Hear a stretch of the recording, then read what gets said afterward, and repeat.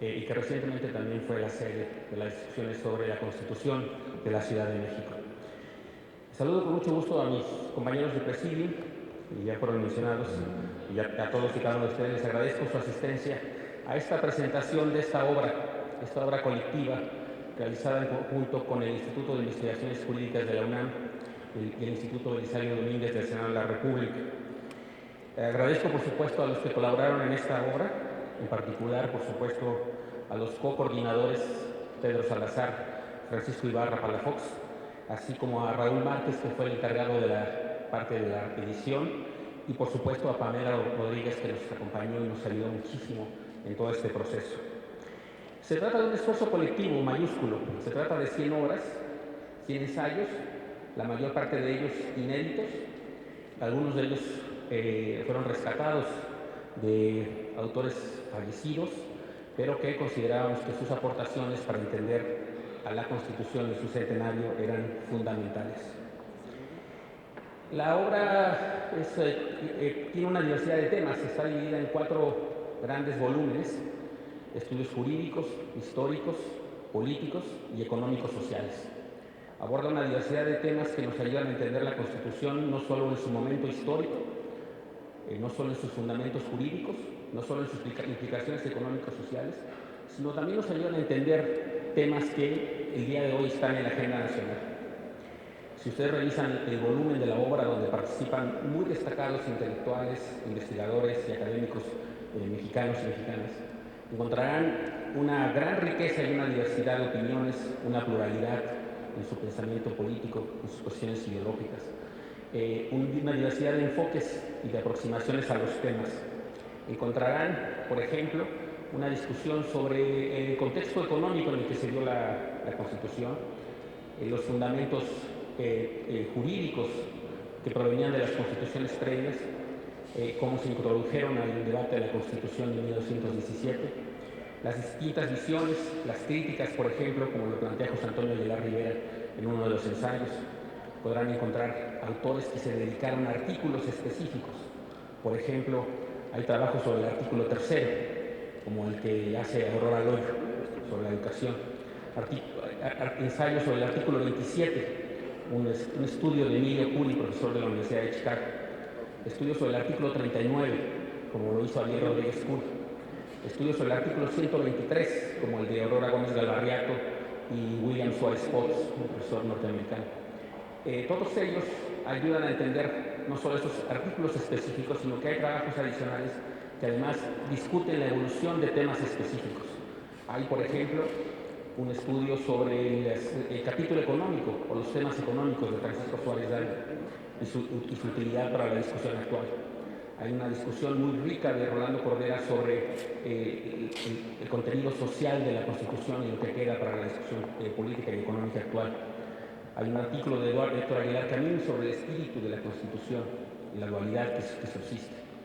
Hay un artículo sobre el liberalismo versus estatismo de Carlos Elizondo Mayer Serra, por ejemplo. Y así podrán encontrar una gran diversidad de temas.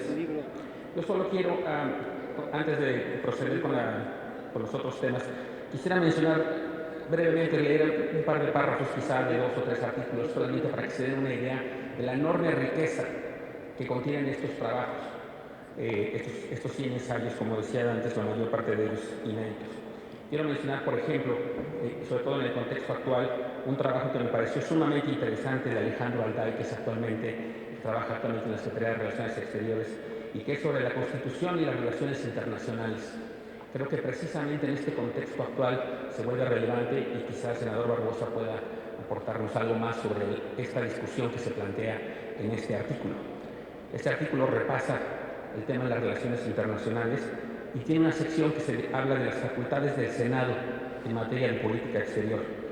Voy a citar el trabajo de Alejandro Alday.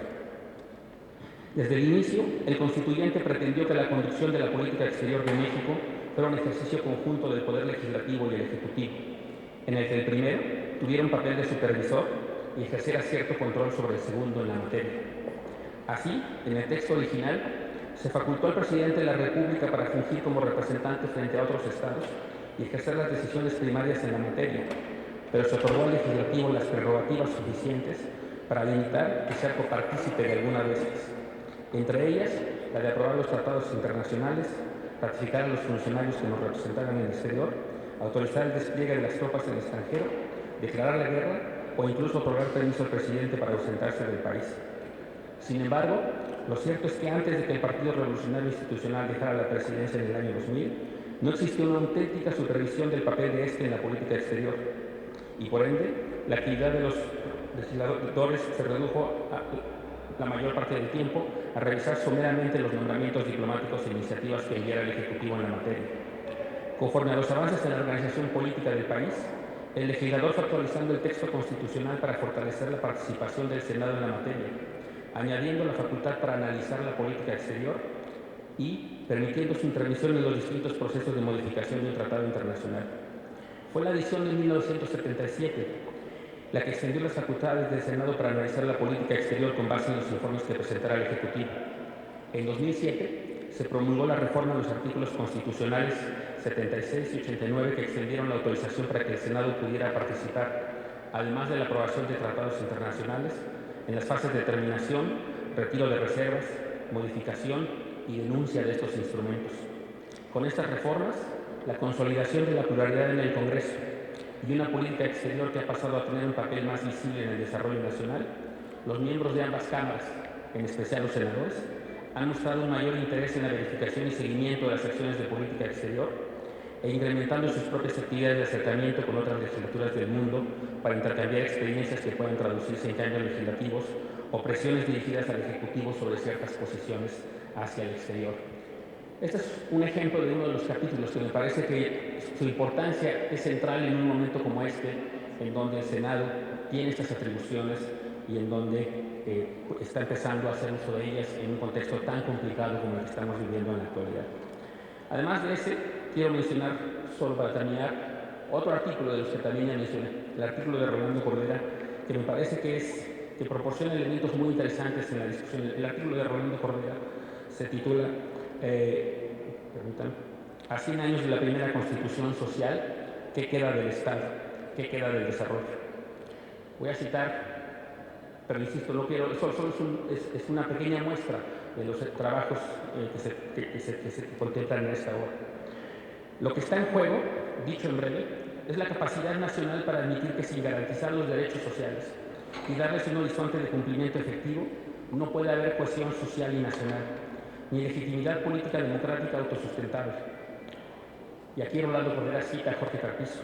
La fuerza especial del concepto de justicia social se encuentra en que, además de su significado jurídico y constitucional, se impregna de carácter sociológico y, en particular, de un sentido de equidad. Cierra la cita. Reconquistar al Estado como espacio común, público, a partir de cuya acción sea posible volver a colocar como propósitos generales de la nación temas como el pleno empleo, el bienestar, la inclusión social, la universalización de derechos, el ejercicio de la ciudadanía. Unos objetivos que, en esencia, no pueden ser sometidos a criterios de estabilidad fiscal y financiera. Recuperar, en suma, el mandato de justicia social de nuestro ordenamiento constitucional en el contexto de una redefinición de la agenda nacional que recupera lo social como concepto organizador de la acción estatal. Volver a lo social es fundamental si quieren salvaguardarse las señas de identidad de la historia moderna de México. La equidad y la superación sostenida de la pobreza deben ser los vectores de estos esfuerzos nacionales. En más de un sentido, debería verse esta reforma como la culminación de la gran transformación mexicana del fin del siglo XXI, del fin del siglo y del siglo constitucional abierto en 1917. Es en lo social, como lo vieron con meridiana claridad los constituyentes del 17, donde radica la posibilidad de consolidar un orden democrático, así como darle consistencia robusta a la inserción de la economía política mexicana en la globalización. Estos son, pues, dos muestras de las contribuciones de los más de 100 autores, porque algunos de ellos tienen coautores, que están en esta obra colectiva. Como dije antes, es una diversidad de temas, una diversidad de enfoques, una diversidad de visiones, es muy plural, y en ese sentido espero que este trabajo sea útil no solo a los estudiosos de los temas constitucionales, a los investigadores de los temas específicos que se tratan en estos 100 ensayos, pero sobre todo que sea útil a la sociedad mexicana en su conjunto. Esperamos que esta colección aporte elementos para una mejor discusión, insisto, no solo de la Constitución, no solo de posibles reformas en el futuro, sino la discusión de los grandes temas de la agenda nacional. Eso es lo que hacemos en el Instituto Belisario Domínguez, aportar insumos para las mejores decisiones en materia legislativa, y esperamos pues que esta obra, hecha en colaboración con el Instituto de Investigaciones Jurídicas de la UNAM, sea un insumo en esa dirección y que sea de utilidad para todos los mexicanos. Muchas gracias.